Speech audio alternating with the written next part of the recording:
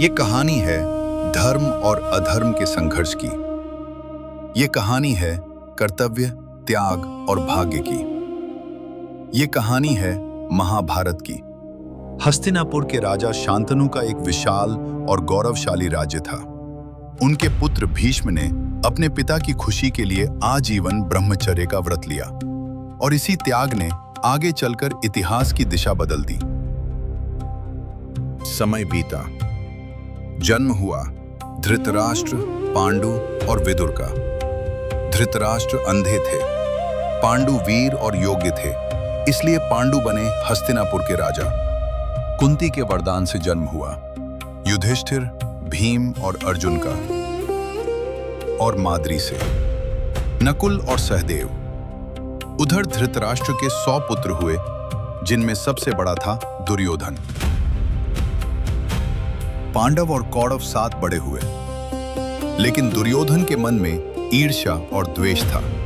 भीम की शक्ति, अर्जुन की वीरता, ये सब उसे असहनीय लगता था। एक दिन दुर्योधन ने भीम को विष दे दिया और उसे नदी में फेंक दिया, लेकिन भीम बच गए और पहले से भी अधिक शक्तिशाली बनकर लौटे। दुर्योधन और शकुनी ने एक खतरनाक योजना बनाई। लाक्षागृह, आग से भरा हुआ महल, पर विदुर की चेतावनी से पांडव बच निकले। द्रौपदी के स्वयंवर में एक कठिन शर्त रखी गई।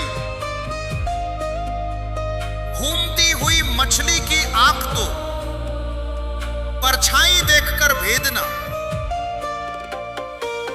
अर्जुन ने यह कर दिखाया और द्रौपदी को जीत लिया।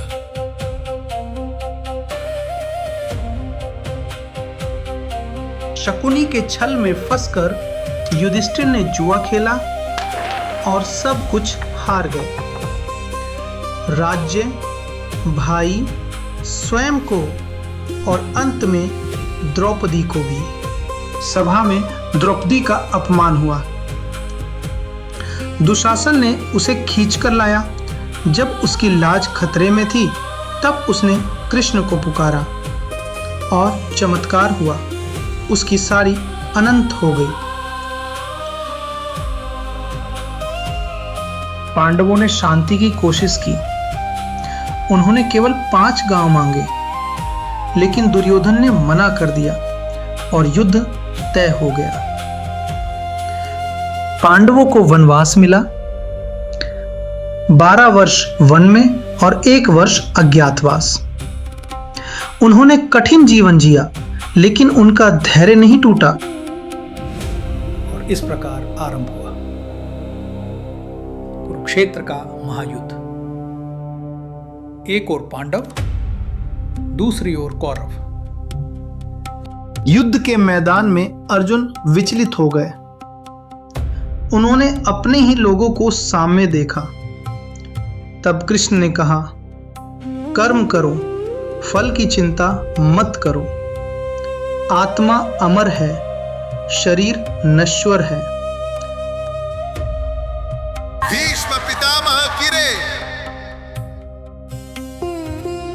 द्रोणाचार्य भी युद्ध में हार गए। कर्ण ने वीरता से युद्ध किया, पर अंत में वो भी गिर गया। अंत में बचा केवल दुर्योधन।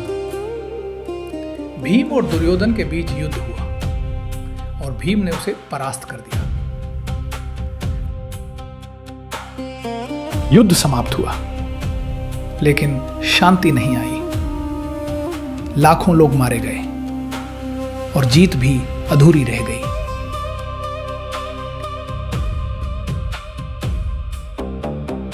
महाभारत हमें सिखाता है कि अंत में धर्म की ही जीत होती है, लेकिन यह भी सिखाता है कि युद्ध कभी समाधान नहीं होता। ये थी महाभारत की कथा।